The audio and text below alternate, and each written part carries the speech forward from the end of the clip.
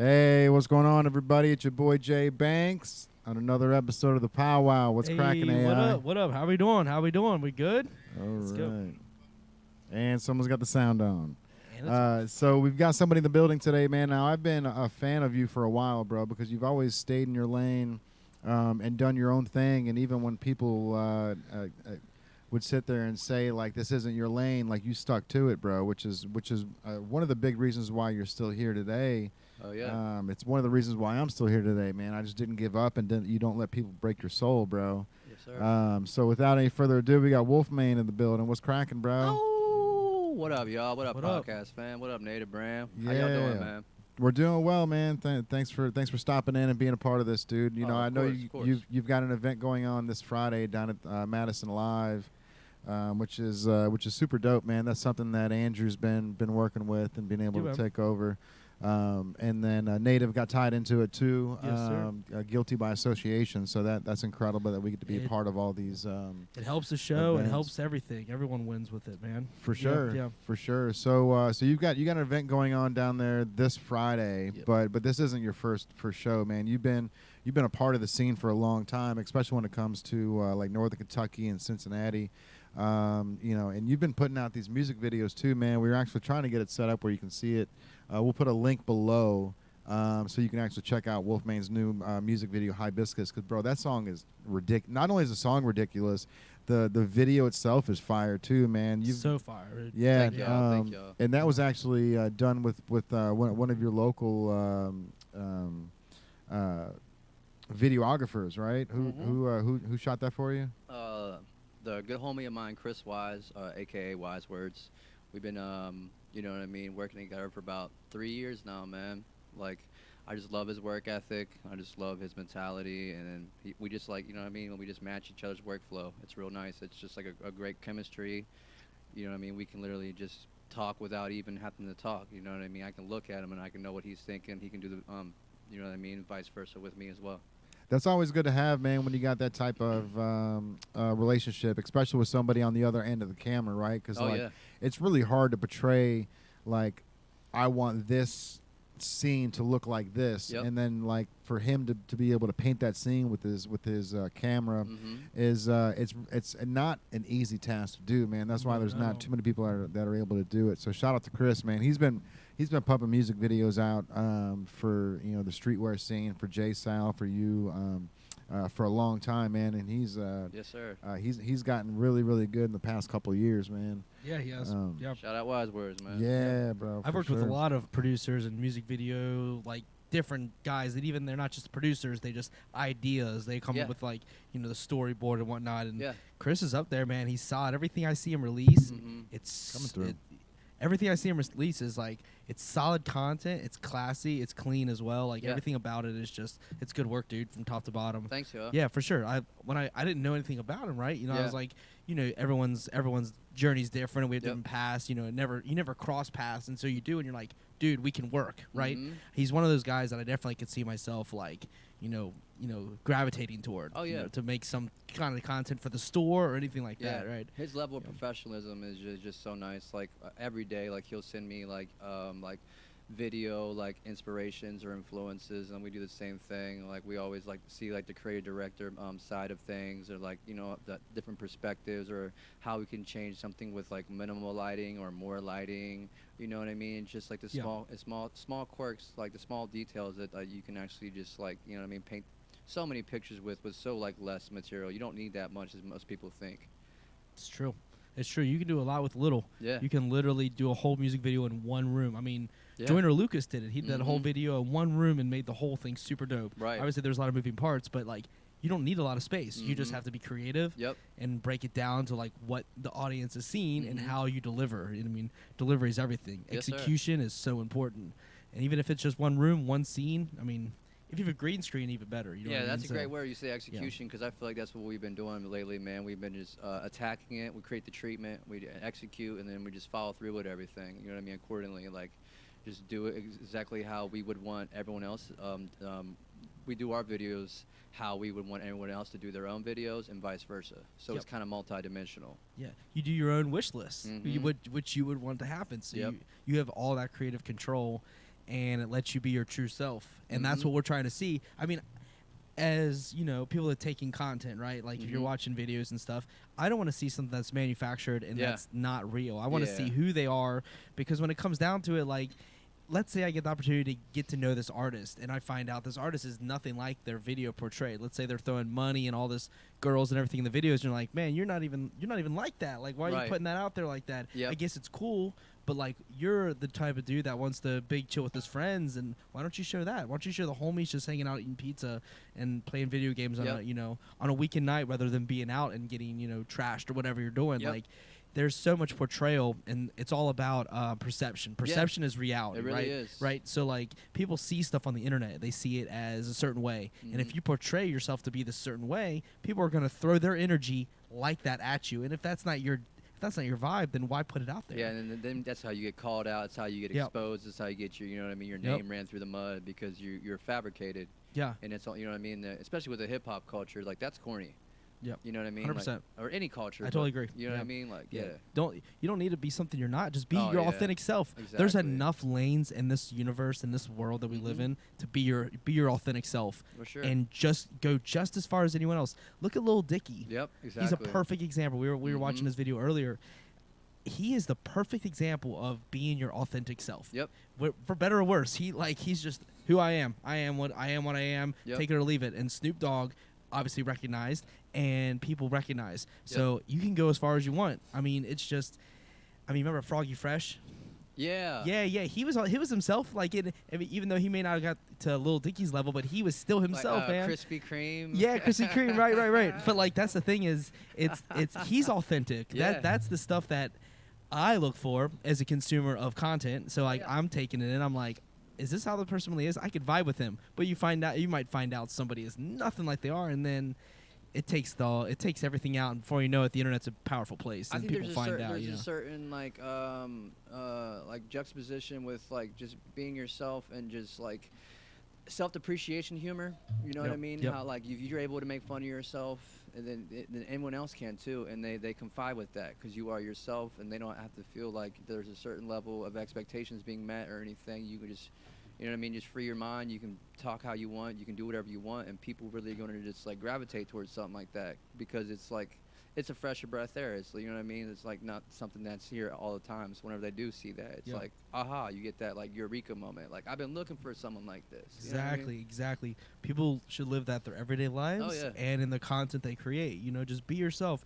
Everyone's trying, or not everyone, obviously. We don't know who is doing what, but like a lot of people I've noticed that are like, they just agree with whatever you say. No, give me a little pushback. Disagree. That's fine. We can have a conversation. We don't have to agree on everything. I don't really care if it's politics or religion or whatever else is out there, sports teams, whatever. Everyone's got their own thing. Like, I got sports on my chest right now. Like, I'm technically a Rams fan. I was supporting my Bengals. They're my two teams, but like, happens to be the Super Bowl. This is kind of my year. Right. Whatever. Low key about it, because of course the Bengals we needed that. We wanted that win, right? But I'm a Rams fan since back I was 11 years old. I've been a Rams fan my whole life. Marshall Faulk, Torrey Holt, Isaac Bruce, Kurt Warner.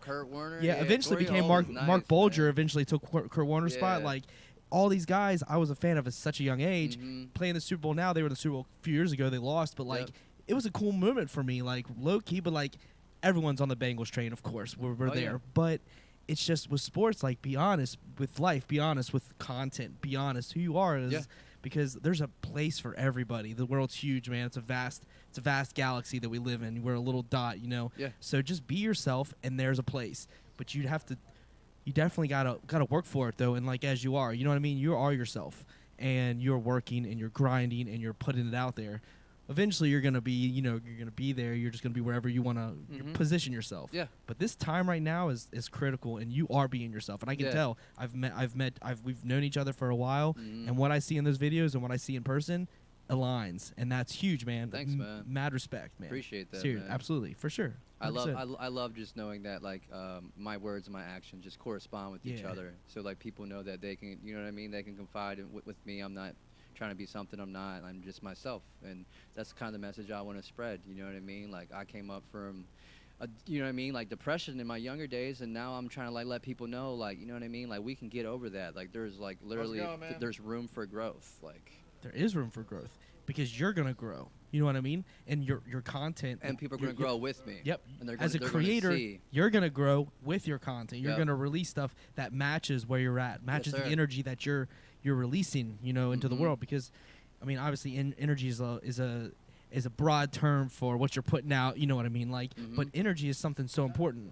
If you're into, like, let's say you're into athletics and sports, you're going to put out that kind of like thought process of competitor and, you know, whatever. And if you're, let's say you're into the arts, you know what I mean? You're going to put out, I want colors, I want this, I want that. Yeah. You mean, it's just, and you're a colorful human. Right. You got a little bit of everything going for you, man. I consider myself pretty funky, man. I like wearing the vibrant colors and just. Yeah. Expressing, man. Being an individual, man. Like I said, just being eccentric and just wearing, like, you know, the colors, like, on my sleeve. Just. Yeah. Like let your freak flag fly, pretty much. Right.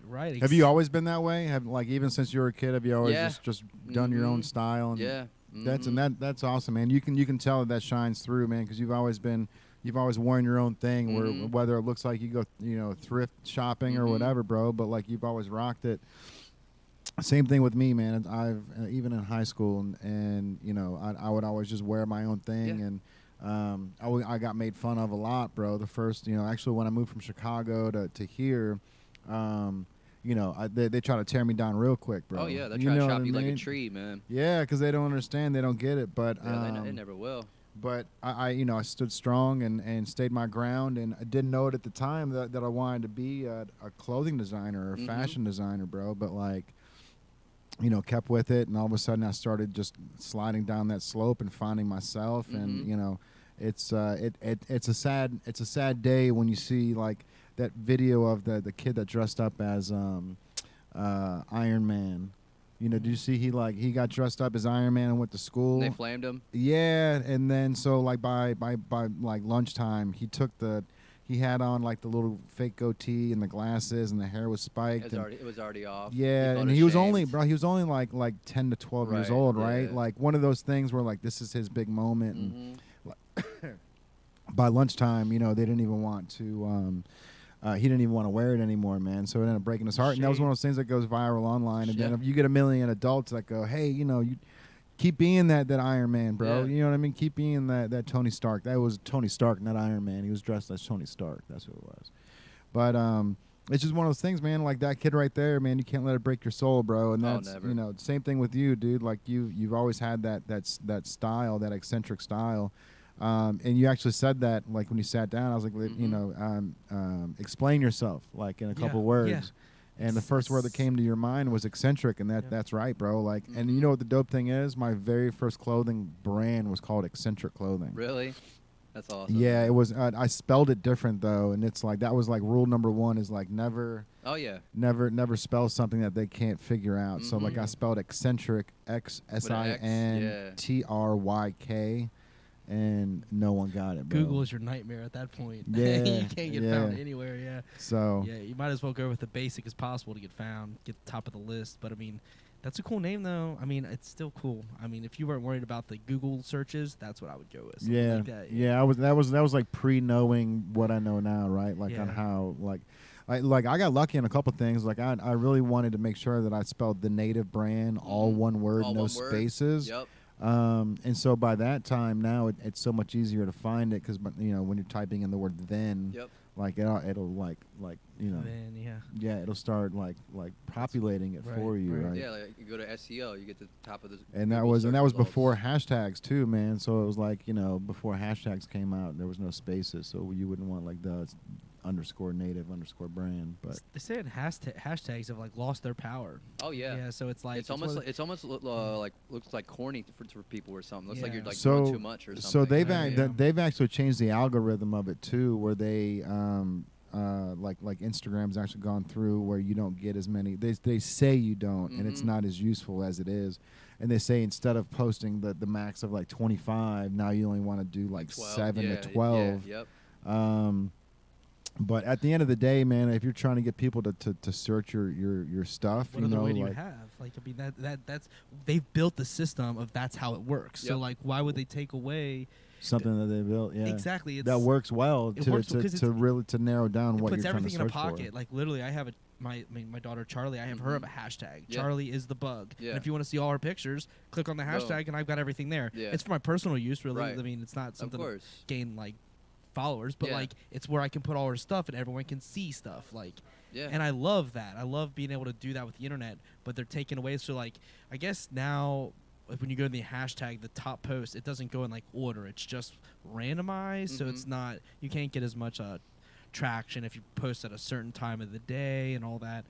The algorithm has changed so much, so we're all adjusting. You know, everyone in the content creation world is adjusting and pivoting to the next step that we're entering, which seems to be the TikTok world. It seems to be TikTok that's going to be I've noticed that too, foreseeable future for everybody, because the young generation, like, you got a TikTok, ask me right away. I'm like, well, I have one, but I don't post on it. Right. That's okay. You follow me? I'll follow you. That's cool, man. Right. I'll follow. You know? Yeah. I mean, it's like, we already had that convo that one kid that came in here, man. Like literally, bro, like redneck to the bone, and he had like 11,000 followers on TikTok, and he thought he was so much cooler than this store. It was so much cooler than this store, bro. He was like, oh, you got a podcast? Like, yeah, you know, we go live on YouTube, social media, all that good stuff, Stitcher, iTunes, Spotify. He's like, how many followers you got? Like, I don't know, man. Depends. Like, you know, I think on YouTube, I think we're at like maybe 150 followers or something. He's like, I've got 11,000 on TikTok. I'm like, that's cool, bro. Like, good for you, man. Yeah, good job. You get 90,000 more, and then we'll interview you. What do you think? Yeah, I should have told him that. That would give him something to strive for, because at that literally. point. But you know what? You never know, bro. You never know when these people come in who they are. Like, we had the original store. This kid came in. His mom was like, "Hey, he's a YouTuber." Like, if they played that off. Yeah, they played that off big time, because like it was at the end, like they were already checking out. Like, and she was like, "Hey, he's like got an Instagram account. If he posts or tags anything, you know, can you give him some stuff for free?" And I was like, oh my God, if I had a dollar for every time, like I wouldn't have to do this. And I literally told her, I was like, I'm sorry, like if I did that to everybody that came through, like I wouldn't have much of a business. I was like, but I'll give you guys a discount for sure, and like, you know, I'd love to collaborate on some stuff. And then he posts a photo of him on the Ferris wheel wearing with the white sweatshirt with the native logo on it. Got 15,000 likes in the first like hour, bro. Okay. And all of a sudden I'm sweating in his DMs like, hey buddy, hey, how long you in town for, man? Right. You want to come back and see me? Right. Like, yeah. So a shout out to Hayden Haas, man. And it was funny too, because like I've got a stepdaughter who's 12 going on 13. She's right there in the TikTok like saga, that whole 9. And I was like, yeah, like some kid came in and I met him and I showed a picture. She goes, oh my God, is that Hayden? I'm like, oh shit, you know who he is too? I really messed up on this one. Saw it on the moon there. Yeah, she was like, oh my God, he's part of the Piper Squad. Like all these, there's like a group of like, they're literally like 90210, like, you know, that small group of like 90210, the TV show. The clicky, yeah. It's like, just imagine those people, but as 12-year-olds. Yeah. Like they're literally like the Piper gang or whatever they're called. Cool. Like that's literally them out in LA, just taking photos and living their lives, man. Just hanging out at the pit. What was the name of that? You guys don't even know, man. I'm stretching here. All different content houses, and yeah, like that's what they do nowadays. Like literally all like will just like young as hell will just they already have the money and the means and the resources. Their families are obviously already behind it and pushing the same narrative as well. So it's just easy for them just to come along and live together, and they create content every day, and they literally just like create like a community behind that content, and they push each other every day. That's how they do it, man. Yeah. You know, and also shout out to the parents for letting them do it. Yeah, man, for real. Shout out to them parents that, you know what I mean, really just like push their kid just to do what they want and just never. How hard is that at this day and age, man? Because it's like, you know, parents need something tangible, right? Like they're, you know, we. Sorry about all this noise over here. I'm trying to set my Instagram back up. But you know, the parents, they've got, you know, this situation where they work hard. They need, you know.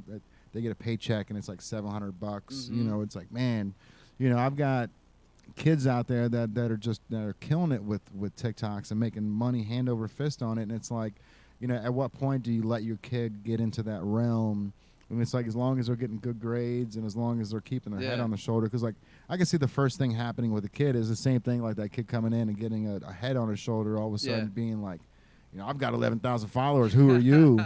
And he's like, I'm Carl Linder. I own the Reds. You know, well, how many followers do you have, Carl? The 11,000 guy was bragging. The other one was so nonchalant. I mean, I was standing right there for He didn't say anything. Didn't say anything about it. That mom was like just hyping him, like not even hyping him, just saying like, "Hey, I'm a tag Hayden Haas, man. Yeah, Hayden, we're talking about you right now, hey, bro. what up, man? Yeah, what's up, Hayden? Yeah, he it was just so low key, and turns out he is definitely not low key.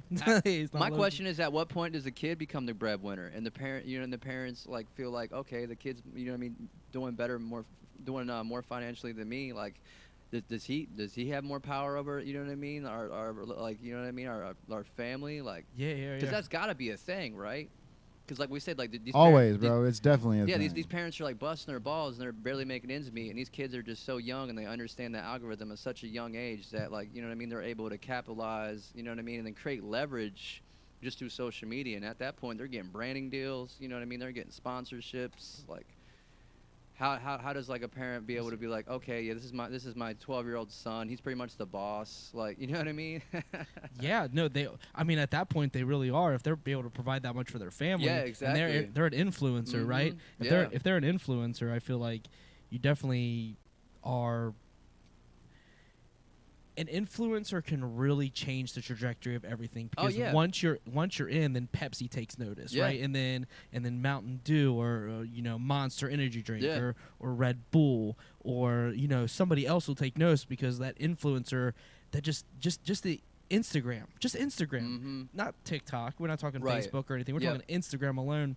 If you're posting something and you're getting 15, 20,000 likes within like the few hours, your family's definitely going to recognize it, and if they can see the value, then you become the boss. Yeah, they're taking the back seat. Exactly. You know, mom and dad have been providing everything forever, and now the kids, like, now you got Pepsi sending a letter in the mail, like, to the parents of, because he's, 14 or 15. They're not legally able to do anything, you know? He used to go to bed at 9, now he gets to stay up to 12. Exactly, you know what I mean? exactly. Playing his video games or whatever he's Twitch, in. Whatever, right, man. exactly. Like, that's his income. That's their income, man. That happened for a minute though with Justin Bieber, right? Oh, like he was like had an allowance like through his parents, like he was making all that cash, and you know, I mean, like, somebody like him, bro, it's like, man, how do you go from like pulling that balloon down? Yeah, how do you govern that? Yeah, how do you govern that for real, bro? And like shout out to Bieber, bro, because he's obviously the most popular human on the planet. Oh yeah, you know what I mean. He's the white Michael Jackson. If not the most like talented. You know what I mean. The kid was like playing drums 3-4 years old. Yeah, you know what I mean? bro. I don't know all, like, you know what I mean.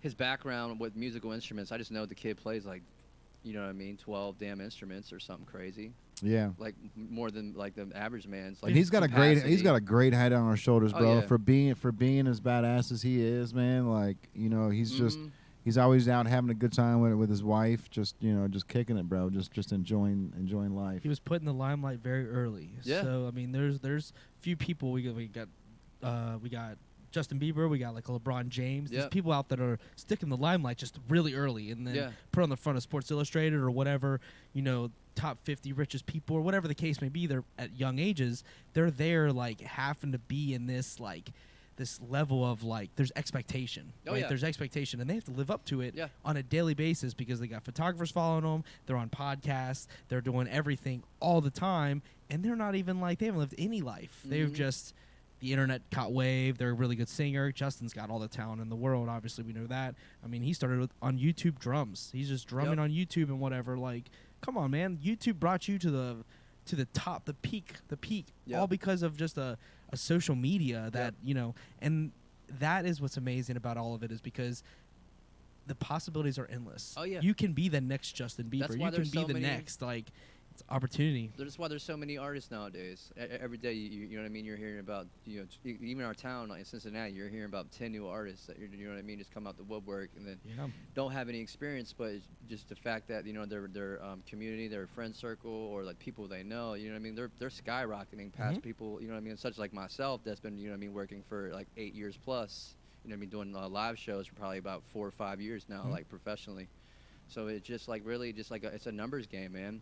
Is it luck or is it, you know what I mean? Is it just is it the stars? Is it like hard work, dedication? Like, you know what I mean? It's a formula of it all. It's like combination of everything. It's honestly, it's convoluted. Right place, right time. You know, opportunistic. Yep. Smart. You gotta have a little bit of everything. You some showmanship. So I that think people media come training back. would do a lot for someone too. You know what I mean? Especially like obviously having a publicist, but like if you if you know how to like speak correctly, and, like with etiquette and like, you know, politely, I feel like that does a lot for, you know what I mean, one's reputation. Well spoken. Well spoken is important. Yeah. Yeah. How you conduct yourself if you're in a very room full of articulated. people, Yeah, exactly. Yep. Are you coming in? Are you coming in hot all the time? Yep. Are you getting offended when people give you critique? Mm-hmm. You got to know how to take the punches. See, that's it right there, man. No one knows how to take the constructive criticism. You got to take the constructive criticism because there's a million different opinions out there.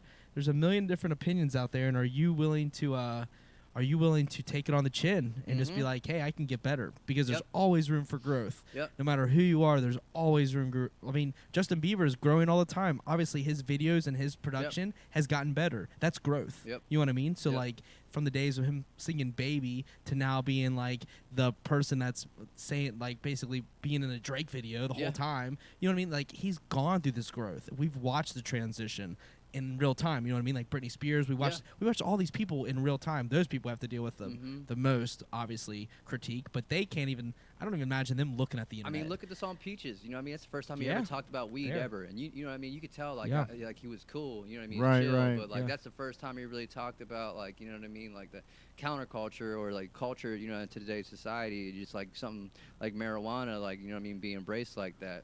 With him, his superstar status, like.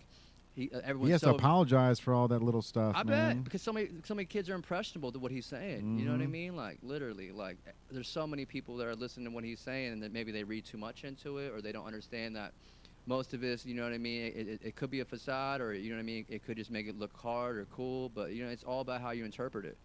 For sure, man. It's cool seeing somebody like that take control of their life too, man. Because you saw moments where, you know, Bieber was off the rails, and then you saw moments where Britney was off the rails, and you know, seeing them get back on track, man. Like we always want that you know, that happy story ending. So it's like, you know, we don't want a car crash at the end of the thing. We want you know, we want to make sure that like people like that, obviously, you know. Somebody like Bieber, bro, like can't live a normal life. Like I remember watching Britney Spears. It was like some TMZ thing or something, and she was just trying to get Mickey D's, bro. She was just in the drive-thru, and there was like paparazzi everywhere, and like she was so sweet. All she was like was, do you mind stepping aside so I can read the board? Like I'm trying to I'm trying to buy something. Your lights are blinding me. Like I mean, like he's literally standing in front of the menu board, and she's just super sweet. Like, hey, do you mind stepping aside so I can see what I need to order?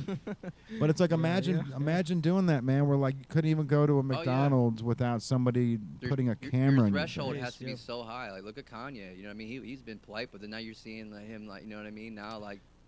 You know what I mean? Just like lashing out just because he needs to, you know what I mean, balance that out. I couldn't imagine, you know what I mean, being followed by paparazzi 24/7. Did you get a chance to watch his first episode of his trilogy? I'm not gonna lie, man. I haven't able to watch Genius yet. I really wanna. I wanna be able to dissect it, and I wanna be able to watch it a couple times, and I wanna like. So there's 3 parts. There's only 1 part out. So you might as well, because I think the next part definitely comes out in the next day or so. Okay. So yeah, watch that first one, man, and then the second one will follow, and then the third one will come a week after that. But it's really intriguing, man, because even at like 19 years old, you know, like he was on a pedestal already, bro, and like these record labels. They played with him. You know, they didn't want him to be the rapper. They wanted to keep you. They kept saying, "Hey, we're gonna sign you.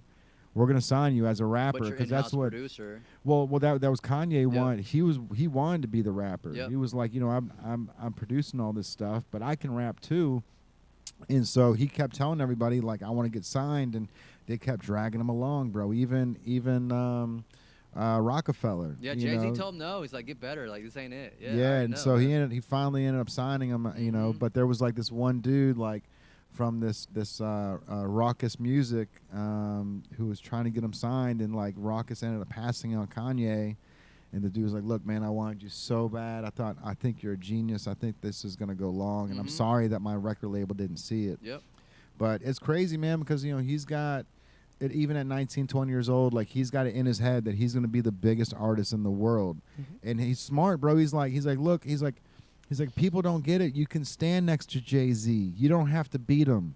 You can stand next to him and be just as good. You don't have to try to beat him. Right. And so, like, it's just a shame now seeing where Kanye is now from where he was 15 years ago, because all that stuff piles on, and once you start bringing the stuff into fruition, I'm going to be the best, I'm going to be the best, and once you become the best, you need more, right? And like, it's almost like, I told you so, but still people won't give you your flowers, you know what I mean? Won't give you your flowers, bro. And now, like, the only thing that he cares about is the family, bro. But like, you're so intertwined with being the best, being the best, being the best, and your family's going, hey, we're sitting right here waiting for you, bro. You know, and now, you know, somebody slides in and just takes her out for pizza, bro. You know what I mean? Like, it's not about the dropping off a truck with all this it's not like you know, a truck dropping off 2,000 roses. That doesn't impress her, bro. Like, she's got the cash to do that. Like, she wants that normality, man. She wants to be able to go to Chuck E. Cheese and you know, jump around in the balls and be a part of that, like, normality. Those are things that she can't get, right? Like, and that's what you got to understand, man. Is like, sometimes the grass is greener where at the own fucking crib, man. Yeah, literally. You know, you so you don't gotta look far, man.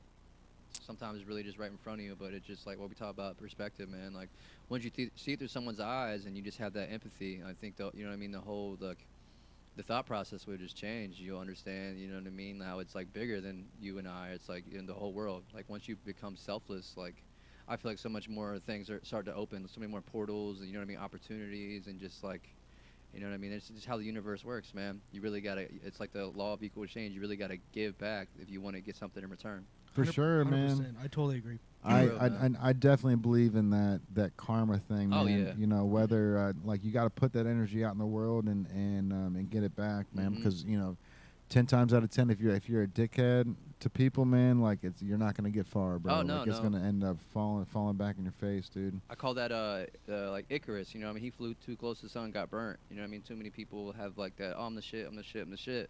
But when you shoot yourself, you know what I mean, in the foot, and you walk around like, why you wonder why you got soggy socks. You know what I mean? Like, people don't realize they put their foot in their mouth, but then want to get upset because they're getting treated differently. Like, you know, you did that to yourself. You're your own, like, Achilles heel. Like, if you look for sure, man. People sabotage their own lives, man. They don't even realize it, man. You know, that you know, woe me thing, bro. Like, I went through that woe me thing. Like, when I got assaulted, dude, and when I lost half my ear, and I went through 5 eye surgeries, and you know, I felt like people stopped talking to me, right? Like, I felt like I was having conversations and they were just looking at me going, damn, bro, like, that's fucked up. Right. Yeah. You know, and it was like it wasn't until, like, my buddy was like, bro, you got to snap out of it, So man. Like, this whole you felt like thing. you lost like a bit of your identity? For sure, bro, for sure. And that, but the thing was, it actually like gave me an identity, which is the crazy thing, man. Like, I went from, you know, this person that, you know, I was just a clothing designer trying to make my own lane, and then I got thrown a curveball that really just messed me up physically, right? Like, I can't see out of my whole left side of my face. Like, my right side is fucked up too because I've got a half a ear. So it's like for me, like, you know, being this person that's always been very fashionable and very like self-oriented on making sure that I look good, like, it threw me for a whirl, bro, where I was like, damn, man, like, I'm never gonna look the same. You know, like, how many people, you know, have to wear an eye patch every single day of their life, bro? You know, so for me, like, it really put me in like a woe me, like you know, and that was just because, like, I felt like everybody maybe felt sorry for me at the time. And maybe so that put me in that mode where, like, you can I throw felt your own sorry pity for party, you know what I mean? Yeah, bro. Once you embrace it, you know what I mean? And that is the worst thing to do, is to throw yourself your own pity party. And I went through it, man, and it wasn't until my boy Nick Ellis was like, bro, you gotta snap out of it, man. Nick Ellis. Like this whole woe me thing, bro. He's like nobody gives a shit. He's like, you can't get mad. You got to get better. Yeah. And like when he said that, man, like something snapped in my head. So I got better, bro. I taught myself how to do everything. And you've been doing the same thing the past 2 years. I've seen it, man. Like Like if you don't know a word, like I know you're the type of dude that'll just you'll look it up and you'll learn that word and then you'll try to figure out how to use it in your day to day. Oh yeah. You know, and that's the mentality that you have to have, bro. And to get from this moment where we're all just local and trying to become more, like you've got to do that. You've got to do that extra research, and you got to get up a half hour earlier before the next person. And you got to go to bed half hour later than that other person. You know, and it really seems like that's what you're doing to get to that point, man. So shout out to you, bro, because I've seen you grow a lot. I've known you for maybe 6-7 years, but just within the past 2 to 3, I really have seen you grow into your own. Like, and you've been this same person, but now you're appreciating the body that you're in, right? Yeah. Which is it's a hard thing to do, man, because a lot of us.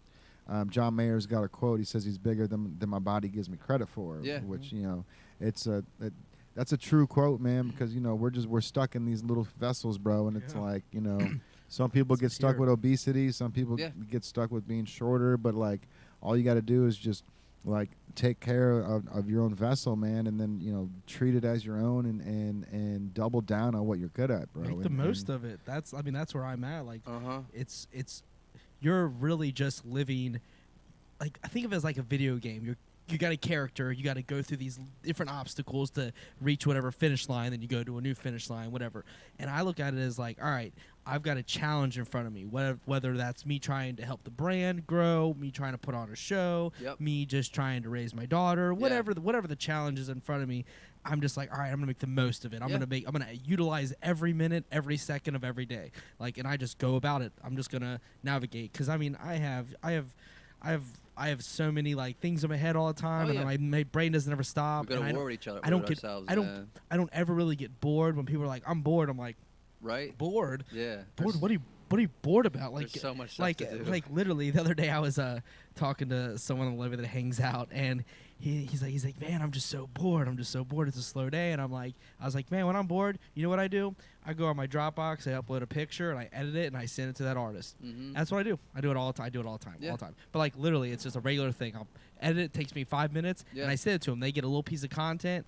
I fix my like time of like openness, I guess you could say, and then I move on to the next thing. You're also working on your creativity. Yeah, true, exactly, and it's one of those things where I just utilize the time of my day, regardless of the physicality I was gifted with, whatever, my abilities. I just utilize that time, because I think at the end of the day, that time I can't get it back, so I might as well do something with it. Well, when it goes with what Jay was saying earlier, like I feel like once you realize that nothing is owed to you. You know what I mean? Like, Like, no one gives a damn about us. Like, so you really just got to invest in yourself, and you just got to, like, make your presence undeniable. You know what I mean? If your workflow is, so consistent, no one's going to outwork you, then you're eventually going to get to where you want to be. 100%. You know what I mean? And then from there, you're writing your own history. You know what I mean? Like, and to be an artist and to be a creative is just I'm so grateful for it, because I learned how to acclimate like my mental capacity, my creative capacity. Like, it feels like as soon as I hit like a certain learning curve, I think where it was whenever I really like got over that first fear of investing in myself, because like, like humans just like, oh, it's not going to work out. I used to be real pessimistic, but I was like, you know what? My back's on the wall. I'm just going to go all in. My chips are on the table, and we're just going to run with it. And from then on, man, like I just saw myself just my shoulders dropping, my my footsteps becoming lighter, and it just feels like I'm just floating now. Like I still have worries, but it's just like, what is there to worry about? You know what I mean? Like, right. 100%.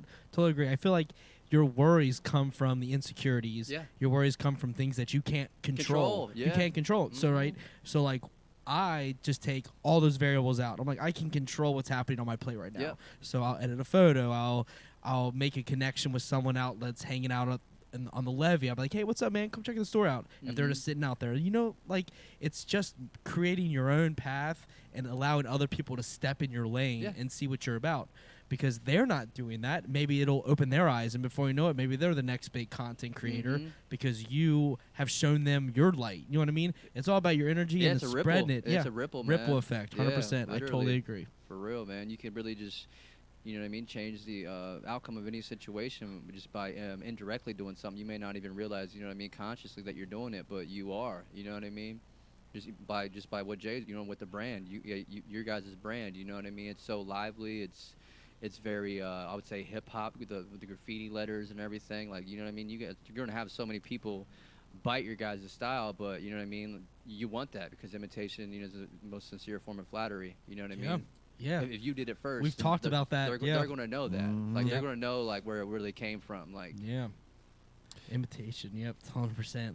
It is one of those things where if people are like copying you, we talked about NFTs and stuff and everything like that, and like screen capping things, but that is the ultimate form of flattery. They're like, I'm gonna try to take your stuff, I'm gonna put it on my phone and whatnot and everything. Like, but like, hey, welcome, come on the board. You know what I mean? You know about us now. You're gonna share it to the world. That's cool with us. I've had people take my presets in the studio or like certain cadences or even like my connections. It feels like a couple years ago I would just like, you know what I mean, just like everyone's piggybacking off my success, but I'm like, well, that's going to happen. Like, you know what I mean? Just look how the world's ran. Like, like there's nothing that I can do to control about it. I can't be the one that's like complaining about it. Like, oh, you guys are already copying my style. That just looks lame. You know what I mean? That's not what a leader would do.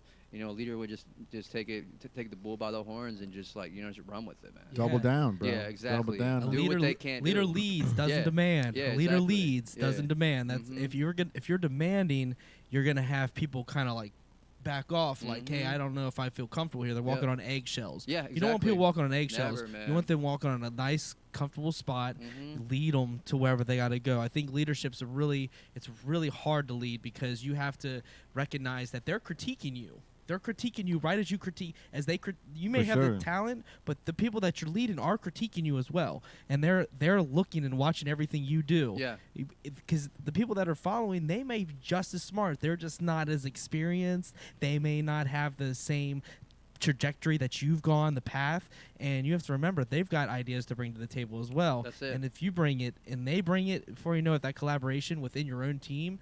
It just, dude, you're shooting for the stars, man. You're really you're really taking it to the next level because you recognize people are doing. There's more in this head that we can even rationalize. Yeah. That's going on in our own head, his head, your head. Like, there's so much going on here that may never be vocalized. It's just in there, right? Yeah. It's just in there, and you can't see into it, and you can't even you don't even know what's going on. What struggles they've dealt with that they've overcome. Yeah. You just at this point, real time. And a leader recognizes that they have strengths. Yeah, and we do a lot of that here, man. We have a lot of people. Team, we have a lot of people that come in who want to have a clothing line or want to start a clothing line. And, a lot. And so, how do I begin? Like, right. And for us, man, instead of us going, we'll figure it out yourself. Right. We help them out, Show man. Where the watering hole is. Yeah, bro. So Dude, if I can cut 5 years off of trial and error for somebody, and get them on the right path, I'm all for it, bro. And I'm so confident in what we're doing, and I'm so confident that I haven't even gotten close to my artistic skill yet when it comes to the clothing industry, but I'm so far ahead of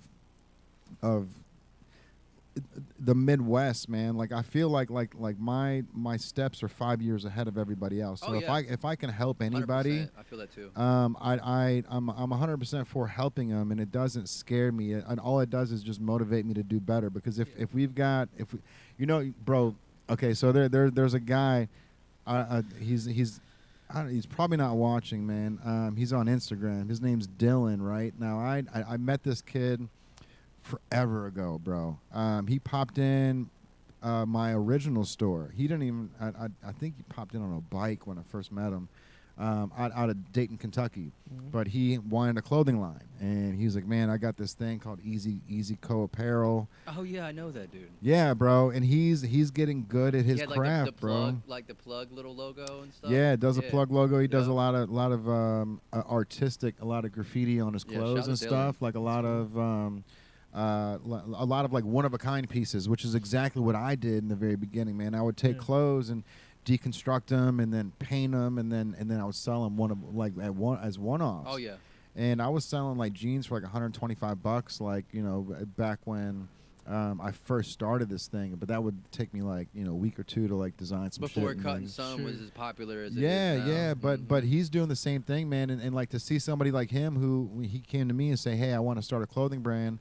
And now I see from time to time like it's popping up more on my Instagram, like the work that he's doing. Yeah. And it's fire, Nice. bro. Yep. It's super fire. Like I'm so happy and excited for him, dude, because you know, he found his groove, and you know, he hasn't come back time and time again to try to suck the well dry on ideas.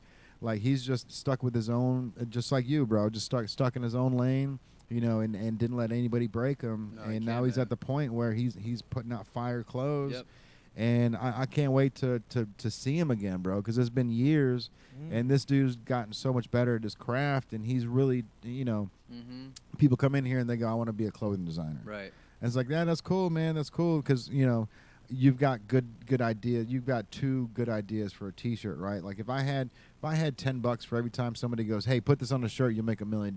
Yeah. You know, like I'd be a millionaire at the $10 They come in charge. all the time. How much it costs to print on that? I got $1 million idea. Yeah. That's what I hear all the time. Like, the DTG's not up right now, man. And they're like, oh, I'll come in Monday. I got $1 million idea. I promise you. Yeah. I'm like, show me what you got. He's like, well, I don't got it right here, Show but me what you got. I got it. I'm like, all right, man. And they come in all the time, no matter the time of day. They'll come in and check out the store and want to put their idea on paper. But like you said, like, there's a million ideas out there, and at the end of the day, you just have to you have to bet on yourself. So, like, these people that are wanting to come in here and, like, you know, use this as a frame of reference, I guess you could say, they haven't put in that time yet. Yep. They're at the beginning, the infant stages. You know what I mean? Yeah. And we're all supportive of going to that next level, but they've got to put the time in, got to put the work in. If they rise to the top quickly, great for them. But I mean, it takes years to become an overnight success, which we've talked about that before. And it's not something you can just do. You just have to let your talent shine, and you have to put yourself out there to the masses. If they take it, they take it. If not, you move on to your next idea. Like, it's never ending. I think as soon as we realize is, like, you know what I mean, humans, like, when people want to live vicariously through you, and, like, you know what I mean, like that, like, you literally, like, it's like a spyglass. You don't even realize it. You know what I mean? Like, they're so impressionable that, you know what I mean. Like, what I was saying, like, you can be doing something you don't even realize how important it is, but through anyone else's eyes, you know what I mean? Like, you're doing so much, but we don't realize it. Yeah. You know what I mean? Yeah. I have a perfect example there. So prior to this, I was playing in a band, doing my thing, in metal rock band kind of world, and it was a great time, and I love it. I appreciate all the Ocean Grid fans out there. Shout out to y'all, because they still hit me up. They've bought thousands of native merch at this point. Ooh, shouts out to homies. Yeah, for sure. They've spent their money. Ocean Grid fans have followed through. It's awesome. But so some of the bands that we played with growing up, I would just do certain things on stage growing up, you know, like in the scene, whatever, and I would try to be unique each and every show. Like, I tried to make everything original performance, whether it was a speech I gave, because I gave speeches a lot on stage. Yeah. You know, it's my soapbox, my opportunity, so I talk. But then a couple of bands really, like, followed through. And one guy had, like, the courage to come up to me, and he's in a pretty big band now locally, and he's like, man, I literally do exactly what you do. He's like, you don't even realize it. Copies his shit. He's like, I loved everything you ever did on stage and everything. He's like, template. He's like, I really took what you did, and I'm just doing it my own way, right? He's like, the blueprint. Right. He's like, but I give you all the credit, man. That's good. And I was like, and he had the courage to tell me that. Yeah, and I was like, man. No one ever says that. that. Yeah. Like, I was like, dude, that's a great feeling. He's Shout like, out to homie. right, for sure. Shout out to him for sure. And he knows if he hears this, he'll know who I'm talking about. And he's just a great dude. But, like, his band's doing really, really well. They're killing it. Every show's sold out, like, locally and stuff. Like, they're awesome. But he just came. He's like, man, I watched you for so long. He's like, I was playing bass in a band, which is where I came from as well. Yep. The bass guitar, and, like, eventually became a front man. And I just did certain things that, you know, I pick out the dude in the room that doesn't have anyone around him. I bring him up and give him the mic. Let him do this. Let him do that part. Like, give it away. Go ahead and scream your heart out, man. Sing your heart out. Yeah. Like, whatever. Like, it's no sweat off my back, and he's having the time of his life. We're all winning. You know what I mean? Yeah. And people that recognize that and they do the same thing. It's a small validation, but I'll take it to heart, man, because, like, I just thought of it on the whim when I first did. I'm like, you know what? I'm gonna choose that kid. He's standing around nobody. He's literally have no friends around him. I'm gonna give him that mic. Give him the mic. As soon as I gave him the mic, he went to town screaming, doing his own thing, and I'm like on stage, like, this kid's really, really good. Like, he should be on the stage right now performing with a band. And some of these guys created that moment for him, man. Exactly, and it's a lifelong moment, and life's long, man. I'm gonna be old and gray, and you know, he's gonna be old and gray, and he's gonna be thinking about those opportunities that he got, and I was just able to provide a one moment. Doesn't matter, didn't affect the show. I didn't make more money. The band didn't do better. He just had his time. You know what I mean? And like, it just really impacts me, man. Have you heard AI's music before? He's a screamo, bro. This little guy's got the craziest pipes, demonic voice, man. It's insane. Like it comes from like the deep in the diaphragm, like grindcore type shit. I mean, I can do grindcore, but I was more like I'm like a mid-level screamer. I like to keep it my same. I like to have my tone of my voice in it. I like to put a little voice to what I'm doing. A little bit of. Did you ever compare yourself to Chester Bennington? A little. We have a little bit of tone similarities. He's a lot more pitched. A lot of yelling. A lot of yelling with it. I can yell. I can do all that. Yours is more of a, which is strange. Yours is more bassy, right? Like yours has more of like that. That deepness. I tried to bring it deep. And then Chester's is like a higher pitched, but it still has that that very long that's got to hurt your throat, bro. At the end of the day, like no, you have to do it. So here's practice. there's a way to properly do it. So like stretch your vocal cords beforehand. It's all through your larynx. Okay, so like you know how babies can scream endlessly. No, I haven't had that experience yet. Well, you know babies can cry, right? And they cry, and people can't get them to like shut up, whatever. So babies cry and scream from the same place that screamers actually do their vocals. Wow. It never affects your actual vocals. That's crazy. Yeah. So you talk and you sing. It doesn't affect anything, and you do it right from your larynx. You do it. Use your diaphragm. You got to make sure you're doing it from there. You're not doing no chest voice. You don't want to do chest voice. Obviously, if you're rapping and singing, chest is okay. But like, chest will really hurt you. But if you do it from your diaphragm and you keep that airflow coming through your larynx, it won't affect anything. I can talk, speak. That's crazy. Yeah. And then a humidifier if you need to like at the end of your set to make sure you can like keep the liquid in there. Humidifier. Yeah, I had 2 humidifiers. Speaking of, bro, real quick, man, shout out to Miggs. There's this band called Miggs. Don Miggs is a phenomenal music artist. He travels around the United States. I think he's on tour with Candlebox right now. But I love Candlebox. This dude swears up and down by this little thing he had on his tour bus, bro. It was like this big, and all he does is he takes a Fiji bottle and spins it on top. And so, you take like a 20-ounce Fiji bottle, turn upside down, it turns into a humidifier. They've got them at Aldi's right now for $15, bro. So you can basically it's a little mini humidifier. And then you can just take whatever 20-ounce bottle you have, flip it upside down, twist it on there, and now you got your own little mini humidifier. But he swore by that because he's a lead singer and I mean Don he's somebody I'd love to get on the podcast too, bro, because he's played with some major people, bro. Like I remember he gave me tickets. He was on tour at Maroon 5, opening up for Maroon 5. That's awesome. And they gave me tickets to their Dayton show out there. So we're just kicking it and you know how it is like when you're backstage or whatever, like you don't want to you never want to be that person. You never want to ask for autograph. You never want to do any of that stuff. So it's we're just hanging back there. Like I'm just glad that Don likes us like that. So he brought us back there and gave us tickets and everything. So it's like it's Don's time. It's not Maroon 5's time. It's Miggs, right? Like we're here for Miggs. So But shout out to those guys, man. They Don Miggs and the crew, bro. They're incredible, man. I'd love to get those guys down here for sure. They played at the Thompson House a couple times, or the Southgate House back when it was the Southgate House. Yeah. So.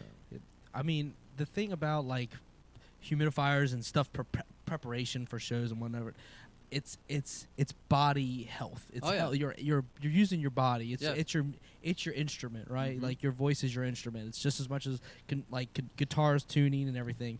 So I always looked at it as I invested in a couple humidifiers. We did a little tour, and then we played with a couple of bigger bands, and these bands all swore by the humidifier, just like he would. these guys know what they're doing. Oh, yeah. You just have to be willing to listen. Yeah. You can't be like, all right, like I'm in front of my idol. Yeah. No, I'm like, what is my idol doing that I'm not doing? Yeah. Right, You know, right, like idol per se, but like, what is the guy that I'm looking up to? What is he doing like that I'm not doing? Right. So when I ask them, and they all say humidifier, they all say vocal rest for 12 hours. Or some of these guys don't talk for 12 hours. Don't talk, bro. Don't say one word for 12 hours. That's commitment. Damn. I've been at bars with G Love and Special Sauce. You know, you know who he is? Yeah. So G Love, shout out to him, bro. Like he's phenomenal. Actually, I think he's coming to town here soon. The name sounds familiar. Yeah, he's good. So Jack Johnson, you know who Jack Johnson is.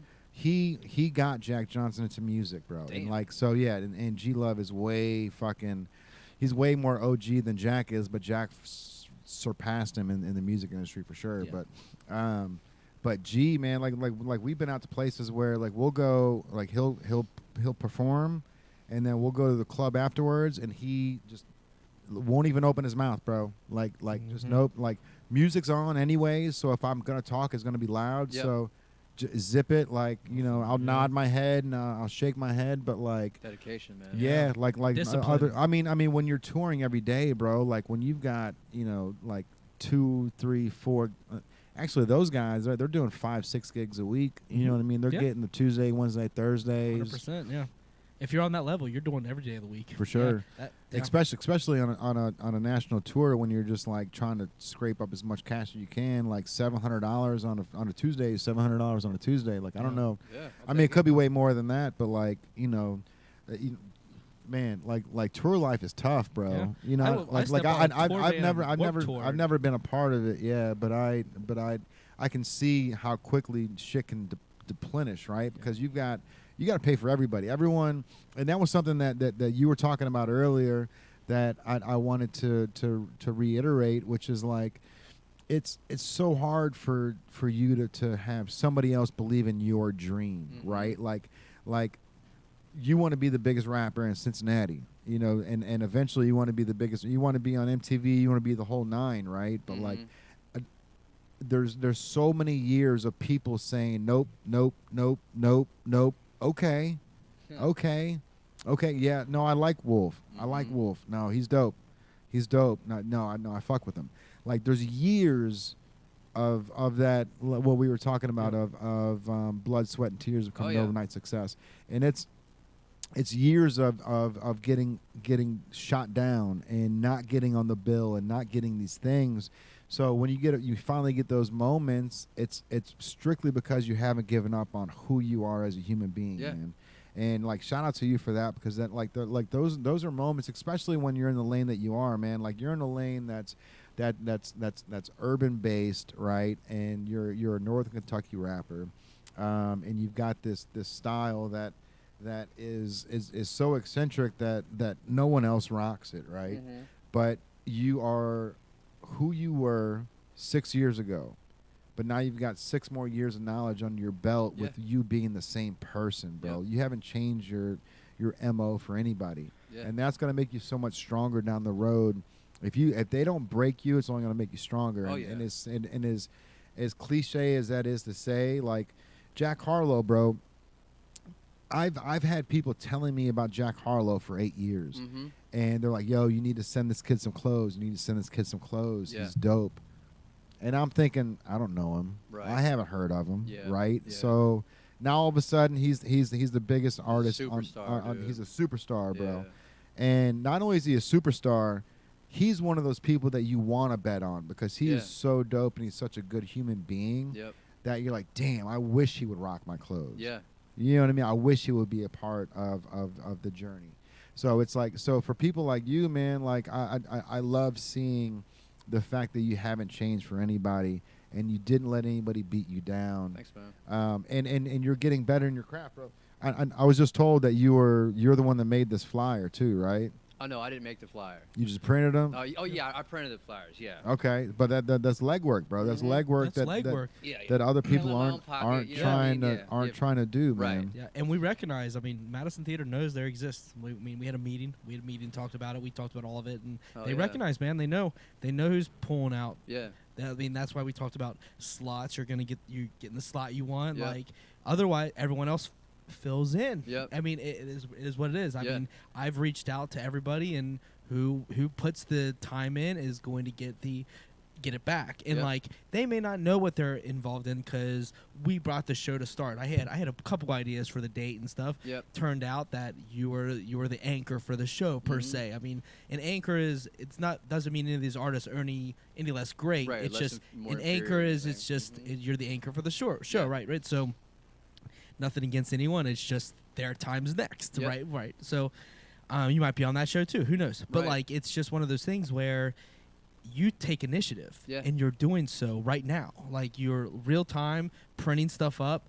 You're doing legwork. You're going to places. You're coming out of pocket. You're coming out of pocket. You're coming out of pocket, which is believing in your own I got self. my first merch line, like my hoodies, like It and feels good just because knowing that I'm transparent and like, you know what I mean, just being myself. And like, that's one word I've really been saying lately, just transparency, man. If I can be myself and then, you know what I mean, not hide from anything and just show people that I'm just myself, and then like people are going to like, at one point just be like, okay, like I'm going to give dude a chance just because like if you bust your ass that long and you like, especially if you ain't getting anywhere, but if you just keep on going, man, it's like a Cinderella story. You know what I mean? It's not it's not an overnight success. You know what I mean? Like, for those who really are paying attention, like I've been grinding, you know what I mean, my ass grinding off. all my life. Yeah, for real, grinding all my life, man. Nipsey Hustle shit. Dude, that's some monumental stuff, man. Like, I used to listen to that song back in the original store. Nip, man. Like the original.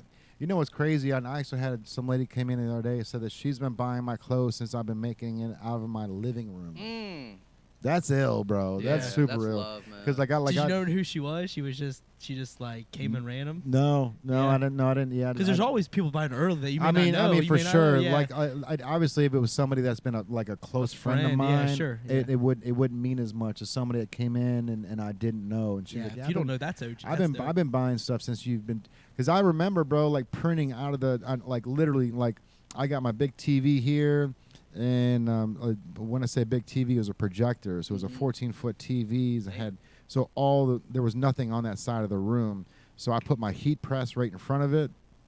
And I had a roommate, Dominique, at the time. Shout out to Dom, and Kaylin, bro. So like we'd be sitting in the living room, bro, just watching TV, and I'm just heat pressing stuff right out of the living room, man. Like dog hair, the whole nine. Like dog. Yeah, man. Bro, those elements. I know all those are those are moments, man. You know, Matthew Mansfield. Shout out to Matt. He's a phenomenal photographer. He travels around the world now to photograph shit. He was just in like Africa, dude. Like he was literally filming like a leopard eating a fucking gazelle. Damn, on a safari. Like where it was like a camera, bro. This dude needs his own reality show for real, because like it was like flashlights. Like you're that close to him, whether it's a flashlight like on this leopard eating this gazelle, and he's just filming the shit like there where like they could be attacked at any time. But like I remember dropping a hoodie off to him. And he was like, yo, he like texted me. He's like, yo, the hoodie's super dope, bro. But like, what's with all this dog hair? You know? And I'm like, yo, my bad, bro. Like, had the dog in the car, like, try to make some excuse. But really, it was like, you know, you got to act as if, bro. Means. Like, like, you know, I was printing stuff literally out of my house. So I'm like taking it and setting it on the trunk, couch. Man. Yeah, bro. Yeah. Speaking of trapping out of the trunk, I sold stuff out of the trunk of the car to Coach Bombay. Ooh. To Emilio Estevez, Ducks fly together, man. And that's why he's a big fan of the brand. We prayed together. Like I know there's something above us. I don't know if it's God. I don't know if he's black, white, if he's an alien, but I do know that there's a bigger purpose out there, right? Yeah. And I gave up the day before Emilio Estevez showed up in my car. Like I broke down to Kaylin. I was like, I can't do it anymore, man. The L's are they hurt too much. When it's only you, they're massive, bro, because you've got nobody to blame but yourself, right? Like it was my mistake. I fucked up, especially when you got money on the line. Like I had it was only like $600 I put towards like this graffiti piece, but like nobody showed up to the event. Not only that, it was like my grand finale with Procter & Gamble. So I was like hoping that like there would be this big ending event where Procter & Gamble was like, yo, this dude's so dope, let's not let him go. Right. Nobody showed up to the event except for like Sal and a couple other people. Like I got a picture, bro. Sal, Chow, There's a couple like real OGs that showed up. Brad Humphreys came in. Nice. But there was it was enough to break my soul, bro. Where I was like, I can't do it anymore. Like, cried to my wife, girlfriend at the time. Yeah. Next day, sitting, it's hurts my heart thinking about it, man. Yeah. It's personal. So next day, I just pulled all the clothes out of the store, and I'm sitting there like right in front of the store, writing this fake ass thank you letter, for everyone that showed up. I had a great time last night. The grand finale was amazing, and in my heart, I'm like, I'm done. Like I'm over. And all of a sudden, I hear this little knock on the door, bro. Just right on the little window, and I look over, and it's Stephanie, the girl that's running the Preneur, which is the Procter and Gamble store. She just points over, and it's Emilio Estevez, and he's like, what are you doing, dude? Emilio. Yeah, and I'm like, man, I'm just packed up the store. He's like, I bought a hat yesterday, and my family loves it, and I'm here to buy more, but it's all in your car. And I'm like, yeah, bro, give me a second. So I popped open the trunk, and like Stephanie went back inside. So I'm pulling out stuff out of like the stuff. I literally like, I'm at like it was basically like going to like a Planet Fitness and setting up, and then like grabbing it all, and putting it in the back of your car, where it's all thrown together. Combined, and shit. And he was over there like, man, I need some of these hats. Like, I've got, like, my mom wants it, my dad wants it. He's talking about Martin Sheen, Charlie Sheen. He's like, bro, like, my mom wants a zip up. Yeah, and so I tell him, I'm like, bro, like, you couldn't have come at a stranger time, bro. Like, I gave up 12 hours ago. Damn, it was damn near a miracle. Yeah, like, he literally, like gave me a hug and prayed, bro. Like, hug me and, like, let's bring it in. Let's pray. Right. It's like, holy shit, dude. Like, there's something bigger out there. Yeah, it's amazing. Something bigger. Like I don't know what it is, but there's a bigger purpose out there, and there's somebody saying like, keep going, bro. Keep going. Just don't. 100%, dude. Yeah. I've played shows when we were popping off as a band when we were doing our thing, but I've played shows that have had moments where all like the work and all the stuff you've gone through, like. I was at Madison Theater Night having a meeting about your show on Friday, and the intern, there's a new intern there, and he's hearing us out and stuff, and he's kind of hip-hop rap world himself. He's kind of like figuring it out. He's 20 years old, youngin', doing his thing.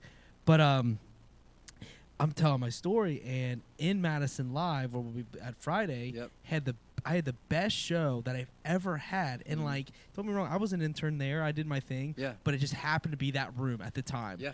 We opened for this larger band, and we got on the show because of my internship and whatnot. But in that night, at the end of our set, we would have the drummer just do the drums and let the crowd try to sing. Oh, yeah. And we thought maybe like Call 10. Back. Exactly. Yeah. We'd have them do the chorus. Yep. And we thought maybe like 10, maybe 20 people might sing along with it. Half the room are singing dude, along. The whole room. Yeah. Whole room knew all the words, That's dude. Awesome, there was probably 80 to 100 people that knew all the words. That's a great And feeling, me and like the other vocalists, we had two frontmen technically, and we were just looking at each other like, man, what's happening? I look back at the drummer, I'm like, and he's like keep it going, man. That's when we know you got a good song, bro. When like the crowd ends it. They're all singing every word, and like it's just, and they have their lighters up, and what did I do to deserve this? And like I'm just sitting there, I'm like, my mouth started, I'm like trying not to cry, kind of low key, and like we've been struggling trying to keep things together. Yeah. It's hard to keep musicians in a group. You know what I mean? It's a hard world, bro. It's a hard world. This is gonna be the next song, just like that, bro. You're already humming it earlier, man. Yeah. So, Wolfmane, I'm sorry that we weren't able to play your Hibiscus video, man. But I wanted to do a little. Let's do it next week. I'm gonna figure out how to tie sound into this so we can. So when we go live on Instagram, it's all dropped right in there. But this is actually a Wolfmane song, Hibiscus. You can find it on YouTube. Can you buy it on social platforms? Yeah, you can get it on all streaming, all DSPs, SoundCloud, Spotify, Apple Music, Tidal, Amazon Music. Dope. It's everywhere. Dope. Yeah. You can listen to it on Spotify too? Yep. Yes, sir. Oh shit! There it is. It's a bro. banger, man. It's a banger. Yeah. It's one of the catchiest songs I've heard in a long time. So AI was actually humming this earlier. Man. There you go. That's awesome.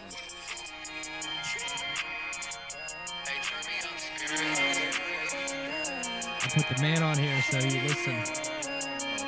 Yeah, cause I'ma be somebody. I've been focused, I've been grinding, I've been shaking dead weight on me. Came up selling Molly, I'm a hustler, yeah, I'm about it. Find me bathing in the sun, so they never throwing shade on me. I don't need nobody, cause I'ma be somebody. I've been focused, I've been grinding, I've been shaking dead weight on me. Came up selling Molly, I'm a hustler, yeah, I'm about it. Find me bathing in the sun, so they never throwing shade on me. Look at my neck and how I glisten, I respect and I'ma get it. Part of playing stars and bands, I'm too fresh like hired bitches. In the sky like flight attendant, she can tell my vibe is different. Yeah, yeah, yeah. One thing about me, I ain't never been afraid. They can play me like a punk, they can call me out my name. I really do this, little boys just check the blueprint. They treat me like a nuisance, cause they know I'm going stupid. All my girls ain't out of reach, grew up close with the hoes. My mama always using bleach, now my soul's getting clean. I'ma roll up on the street, I get stoned on the go. I remember being broke, now some growth is what I seek. I'ma be nobody, cause I'ma be somebody. I've been focused, I've been grinding, I've been shaking dead weight on me. Came up selling Molly, I'm a hustler, yeah, I'm about it. Find me bathing in the sun, so they never throwing shade on me. I don't need nobody, cause I'ma be somebody. I've been focused, I've been grinding, I've been shaking dead weight on me. Came up selling Molly, I'm a hustler, yeah, I'm about it. Find me bathing in the sun, so they never throwing shade on me. Yes, sir. Yeah, bro. All right, man. That song, bro. It's funny because it's like Jam, that, that beat is so fire that even Andrew can't help but like do this little like baby like like a little 2-year-old Yeah, like dude. started bouncing like You just that. gotta bounce. You just gotta move with it. You know what's funny too, man. My dad always told me, bro, if you want to know if the song is good or not, put it in front of a 2-year-old. Ooh, I like that. He goes, unbiased opinion. Yeah.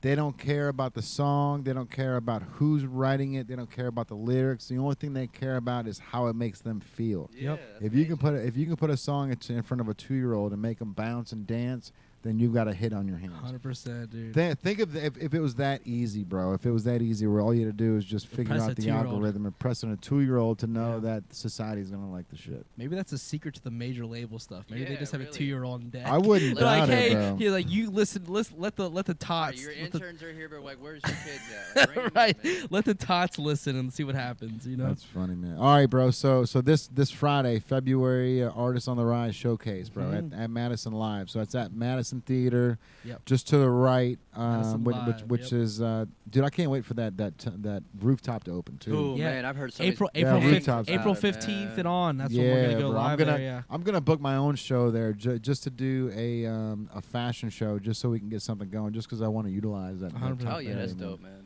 So, do you know all of these? Because there's like 6 people on this list right now. Do you know the people that you're on the list So, with, or are they just all up and coming artists? No, they're all up and coming artists. I've heard of 2 of them are. I've heard of one of them per se, but I know a Suicide Rascal. That's a close friend of mine, Kate. Dope. Yeah, he makes really introspective music, or you know what I mean. He's just very multidimensional. The same way I see myself. He just just makes his own lane. People are real receptive to it. You know what I mean. He's also in fashion too, so like he just has everything just like underneath like his thumb. Like we I think him and I both have like our pulse, our finger on the pulse in the city. We kind of know like what's popping, what's hot, like you know what I mean, like what's working, what's not, and then just like we're just running with it, man. It's all trial and error, and I honestly wanted to put him on just because I know how much performing means to him. You know what I mean? Dope, bro. Yeah. That's awesome, man. All right, bro. Well, I'm gonna make sure I'm gonna be there on Friday too, bro. Oh yeah. So Madison Live, that's on Madison Avenue in Covington, right over there in good old Northern Kentucky, bro. So be a Covington. part of it. Doors open at 8, right? Yep. Yeah, they will. This show will start about 8:30. So the Cool. music will actually start 8:30. Well, doors will open. Well, actually, the doors open at 7, but we'll have things rolling 8 o'clock. Drinks will be flowing, and people will be feeling pretty good, man. Awesome, Yeah. man. And we're gonna be having some of those Native Band Bass Pro Shop hats Oh, yeah, you guys on need deck those. as well. We need that, man. Yep. Hey, so Hey, yeah. So if you haven't had a chance to cop one of those, there's only 50 of them that are made. So once they're gone, they're gone. They're gone, man. They're limited, y'all. You better. 49 are Cop made 'em, because Wolfmane's Yeah, got one. I got the one. I got the one. So 49 left. That's the first one because I don't have any orange in stock. blessed, That was the man. only Thank orange you. one we I have. appreciate that.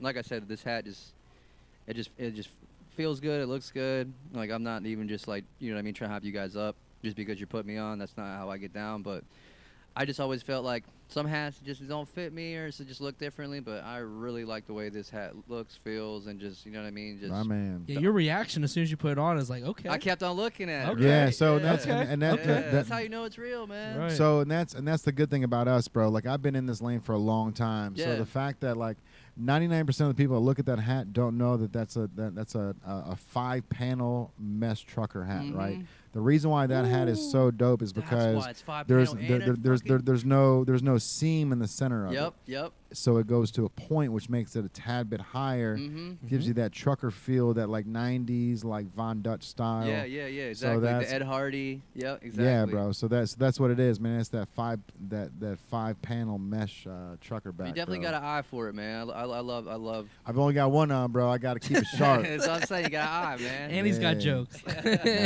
Real jokes, real talk. All right, man. Well, I guess it's gonna end another episode of the Powwow, bro. So if you guys want to see the music video, we're gonna actually tag a link below. So just click on that, so you actually see Chris Wise's film work, as well as that dope ass song, bro. I can't wait to fucking play that. We already play it over and over here in the store, man. But like, it's gonna be fun to perform it at Madison, man. I can't wait because I feel like a lot of people know that song. You know what I mean? Personally, that's like the one that it's just a bop. You know what I mean? Like.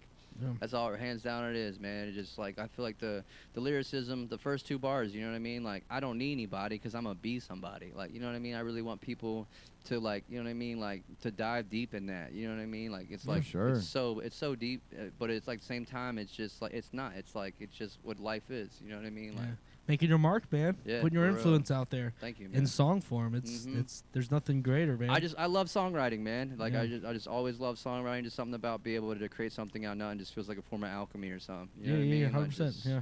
I know the feeling. I know the feeling. All right, Wolfman, bro. I appreciate you taking time to be a part of this, man. We're gonna see you on Friday at the Madison Live. Yeah, thank you guys. And then we're gonna see you on MTV before you know it, bro. I can't wait. We know it, man. We're gonna get it. Oh, we out there to the moon, bro. To the moon. All right, bro. Another episode of the Powwow. This has been about an hour and 40-minute. I mean, we're up there with Joe Rogan hours now, man. Like we could definitely go for another hour, but I had to smooth it over. I gotta go pick up some food for the fam. Right, I feel you. I'm getting a little hungry too. All right, everybody. We'll catch you next week on another episode of the Powwow. If you want to be interviewed or if you want something to talk about, comment below. We're actually going to be setting up some interviews for the 4th season of the Powwow coming up. So beautiful. Be a part of it. Love you guys. We'll see you next week. Well, love y'all. We're out of here. Later. Oh yeah, that was so smooth. Let's go.